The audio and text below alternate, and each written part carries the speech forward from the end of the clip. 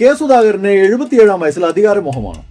അധികാരമോഹത്തെക്കാൾ K Sudhakaran മനസ്സിൽ കൊണ്ടു നടക്കുന്ന മറ്റൊരാഗ്രഹമുണ്ട്. അതിനാണ് നിയമസഭാ തെരഞ്ഞെടുപ്പിൽ മത്സരിക്കണമെന്ന് ഇങ്ങനെ വാശി പിടിക്കുന്നത്.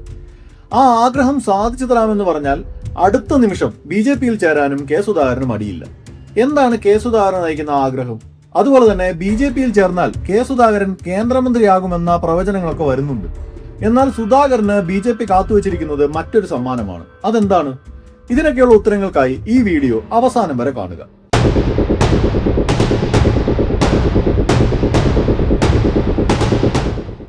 കോൺഗ്രസ് നേതൃത്വത്തോടിടഞ്ഞ കെ സുധാകരൻ BJP-യിലേക്ക് പോകുമോ എന്ന ചോദ്യം ഉയരുന്നുണ്ട്.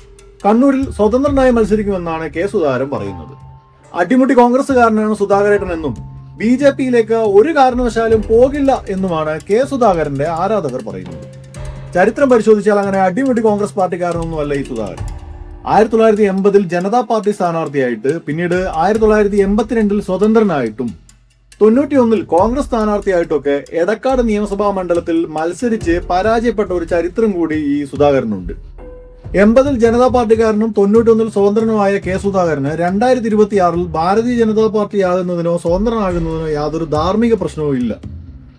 കണ്ണൂരിലെ രാഷ്ട്രീയ സംഘർഷങ്ങളുടെ ചരിത്രം പറയുമ്പോൾ എപ്പോഴും RSSും CPM-ഉമാണ് ഇരു ധ്രുവങ്ങളിലായി കടന്നു വരാറുള്ളത്. എന്നാൽ ഇന്ത്യക്ക് സ്വാതന്ത്ര്യം ലഭിച്ചതിന്റെ തൊട്ട അടുത്ത ദിവസം മുതൽ 90കളുടെ തുടക്കം വരെ പതിറ്റാണ്ടുകൾ നീണ്ടു നിൽക്കുന്ന ക്രൂരമായ അക്രമങ്ങളുടെ ചരിത്രം കണ്ണൂരിലെ കോൺഗ്രസിനുണ്ട്. ഭരണകൂടത്തിനും പോലീസിനും ഒപ്പം ചേർന്നും അല്ലാതെ സ്വന്തം നിലയ്ക്ക് ഗുണ്ടാപ്പടയെ ഉപയോഗിച്ചും നിരവധി കമ്മ്യൂണിസ്റ്റ് പാർട്ടി പ്രവർത്തകരെ വെട്ടിയും കുത്തിയും വെടിവച്ചും ജീവനോടെ ചുട്ടരിച്ചും കൊലപ്പെടുത്തിയതിന്റെ ചരിത്രം കോൺഗ്രസിനുണ്ട്. അതിന്റെ അവസാനകാല അക്രമ പ്രവർത്തനങ്ങൾക്ക് നേതൃത്വം നൽകിയ ഒരു നേതാവ് മാത്രമാണ് ഈ കെ സുധാകരൻ. കെ സുധാകരനെയും അദ്ദേഹത്തിന് അനുയായികളെയും നയിക്കുന്ന രാഷ്ട്രീയം കമ്മ്യൂണിസ്റ്റ് വിരുദ്ധതയുടേത് മാത്രമാണ്. അതല്ലാതെ അതിന് മറ്റൊരു പ്രത്യയശാസ്ത്ര പിൻബലവുമില്ല. ഒരിക്കലും RSSുമായി അദ്ദേഹമോ കൂട്ടരോ ഏറ്റുമുട്ടിയിട്ടില്ല. കണ്ണൂരിലെ RSS ശാഖയ്ക്ക് സംരക്ഷണം നൽകിയ കോൺഗ്രസുകാരുടെ ചരിത്രം പറഞ്ഞത് ഇതേ കെ സുധാകരൻ തന്നെയാണ്. കമ്മ്യൂണിസ്റ്റ് വിരുദ്ധമായ ഒരു രാഷ്ട്രീയ പാർട്ടി എന്ന നിലയിലാണ് കെ സുധാകരൻ കോൺഗ്രസിൽ തുടരുന്നത്. കമ്മ്യൂണിസ്റ്റ് വിരോധികളായ BJP-ക്ക് കേരളത്തിൽ അധികാരം ലഭിച്ചിരുന്നെങ്കിൽ നേരത്തെ തന്നെ കെ സുധാകരൻ BJP-യിൽ പോയേനെ. കുമ്പക്കൊടി സുധാകരൻ എന്ന ഞാൻ നിയമപ്രകാരം ഏർപ്പെടുത്തപ്പെട്ട ഇന്ത്യൻ ഭരണഘടനയോട് യഥാർത്ഥമായ വിശ്വാസവും കൂറും പ്രദർശിപ്പിച്ചു കൊള്ളാമെന്നും MLA, MP, വനം മന്ത്രി, സ്പോർട്സ് മന്ത്രി, KPCC പ്രസിഡന്റ് എന്നിങ്ങനെയുള്ള പല അധികാര സ്ഥാനങ്ങളിലൂടെ രാഷ്ട്രീയ ജീവിതം നയിച്ചിട്ടുള്ള കെ സുധാകരന് ഈ 77-ാം വയസ്സിൽ അധികാരമോഹം മാത്രമല്ല മനസ്സിലുള്ളത്, മറ്റൊരു ലക്ഷ്യം കൂടിയുണ്ട്. രാഷ്ട്രീയ ജീവിതം തുടങ്ങുന്ന ബ്രണ്ണൻ കോളേജിലെ കാലഘട്ടം മുതൽ കെ സുധാകരൻ മനസ്സിൽ കൊണ്ട് നടക്കുന്ന ഒരു അടങ്ങാത്ത ആഗ്രഹം അല്ലെങ്കിൽ പകയാണിത്. അത് പിണറായി വിജയനെ ഒരു ദിവസമെങ്കിലും ജയിലിൽ അടക്കണമെന്ന ആഗ്രഹമാണ്. അതായത് കെ സുധാകരന് കേരളത്തിന്റെ മുഖ്യമന്ത്രി ആവണം. ഇനി അതല്ലെങ്കിൽ കുറഞ്ഞത് ഒരു ആഭ്യന്തരമന്ത്രിയെങ്കിലും ആവണം. എന്നിട്ട് ഏതെങ്കിലും ഒരു കേസിൽ പിണറായിയെ പിടിച്ച് ഒരു ദിവസമെങ്കിലും ജയിലിലിടണം. കെ സുധാകരനെ സംബന്ധിച്ചിടത്തോളം ഇത് ഒരവസാനത്തെ അവസരമാണ്. അതുകൊണ്ട് തന്നെ ഈ അവസരത്തെ ഒഴിവാക്കി കളയാൻ സുധാകരൻ ആഗ്രഹിക്കുന്നില്ല. ഈ തെരഞ്ഞെടുപ്പ് വിട്ടാൽ ഇനി 83-ാം വയസ്സിലാണ് അടുത്ത തെരഞ്ഞെടുപ്പ് വരിക. ഇപ്പോൾ തന്നെ സുധാകരന് കടുത്ത ആരോഗ്യ പ്രശ്നങ്ങളുണ്ട്. പ്രതിപക്ഷ നേതാവ് ആരംഭിച്ച ഒരു സമരത്തിന്റെ ആവശ്യകതയുടെ പ്രാധാന്യം മനസ്സിൽ കണ്ടുകൊണ്ട് അതിനെതിരായി, അതിനനുകൂലമായി, സർക്കാരിന്റെ നടപടിക്ക് വിരുദ്ധമായി, അല്ലെങ്കിൽ ജനങ്ങളുടെ സ്വകാര്യ സമ്പത്ത് സംരക്ഷിക്കാനുള്ള ഒരു തീവ്രമായ ഒരു നടപടിയുടെ ഭാഗമായിട്ടാണ്. ഇനി ആരോഗ്യവാനായിരുന്നു എന്ന് തന്നെ ഇരിക്കട്ടെ, ഇത്തവണ UDF-ന് അധികാരം കിട്ടിയാലും ഇല്ലെങ്കിലും ആ ഒരു തെരഞ്ഞെടുപ്പിൽ അധികാരം കിട്ടാനുള്ള ഒരു സാധ്യതയുമില്ല.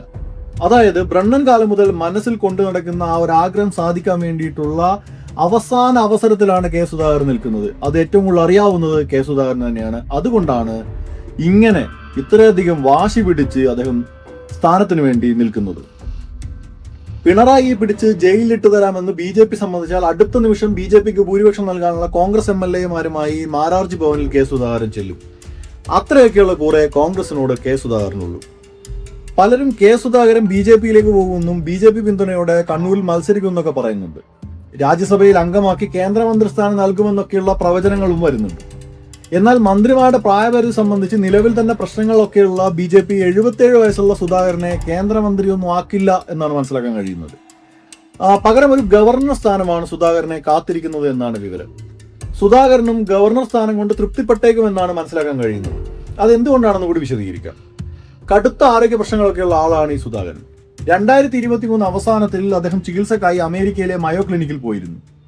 2025 ഒക്ടോബറിൽ തൃശ്ശൂരിൽ വെച്ച് തലകറക്കം അനുഭവപ്പെട്ടതിനെ തുടർന്ന് ആശുപത്രി പ്രവേശിപ്പിക്കുകയും MRI പോലുള്ള പരിശോധനകളൊക്കെ നടത്തുകയൊക്കെ ചെയ്തിട്ടുണ്ട്. ഇതിനിടയിൽ സാക്ഷാൽ മോൻസൺ മാവുങ്കലിന്റെ അടുത്ത് വരെ സുധാകരൻ ചികിത്സയ്ക്ക് പോയിട്ടുണ്ട്. KPCC സ്ഥാനത്ത് നിന്ന് മാറ്റിയ സമയത്ത് അതിന് പിറകിൽ ആരോഗ്യ പ്രശ്നങ്ങളാണ് കാരണം എന്നൊക്കെയുള്ള രീതിയിൽ വാർത്തകളൊക്കെ വന്നിരുന്നു. എന്തായാലും ആരോഗ്യ പ്രശ്നങ്ങളൊക്കെയുള്ള 77 വയസ്സുള്ള ഒരു വൃദ്ധനെ സംബന്ധിച്ചിടത്തോളം ഗവർണർ പദവി തന്നെയാണ് ഏറ്റവും അനുയോജ്യം.